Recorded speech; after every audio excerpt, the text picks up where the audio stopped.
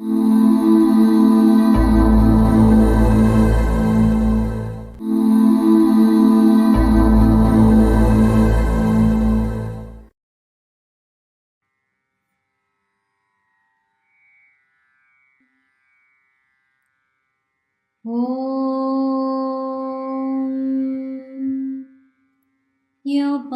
पुष्पं वेद पुष्पवान् प्रजावान् पशुमान् भवति।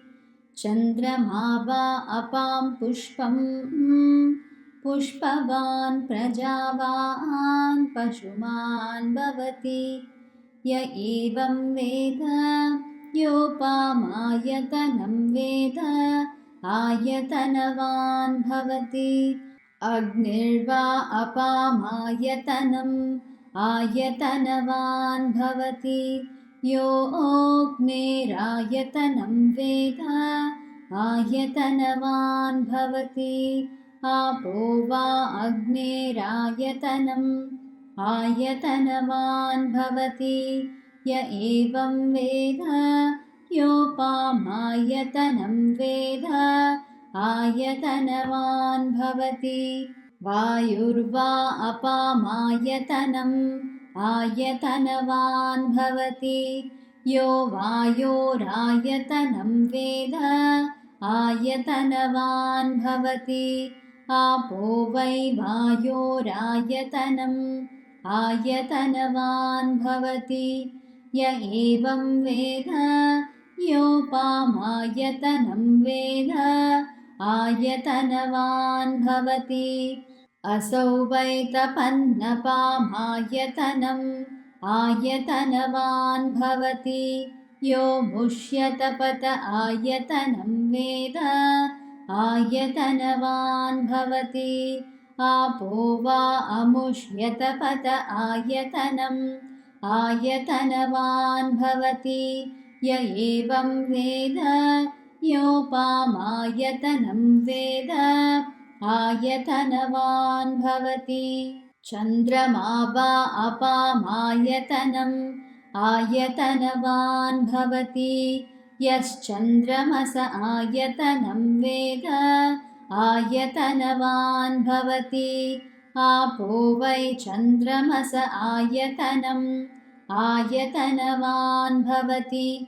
य एवं वेद योपामायतनं वेद आयतनवान् भवति। नक्षत्राणि वा अपामायतनम् आयतनवान् भवति। यो नक्षत्राणामायतनं वेद आयतनवान् भवति। आपो वै नक्षत्राणामायतनम् आयतनवान् भवति। य एवं वेद योपामायतनं वेद आयतनवान् भवति। पर्जन्यो वा अपामायतनम् आयतनवान् भवति। यः पर्जन्यस्यायतनं वेद आयतनवान् भवति। आपो वै पर्जन्यस्यायतनम् आयतनवान् भवति। य एवं वेद योपामायतनं वेद आयतनवान् भवति। संवत्सरो वा अपामायतनम् आयतनवान् भवति। यः संवत्सरस्यायतनं वेद आयतनवान् भवति। आपो वै संवत्सरस्यायतनम् आयतनवान् भवति। य एवं वेद योऽप्सुनावं प्रतिष्ठितां वेद प्रत्येव तिष्ठति। ॐ राजाधिराजाय प्रसह्य साहिने नमो वयं वै श्रवणाय कुर्महे।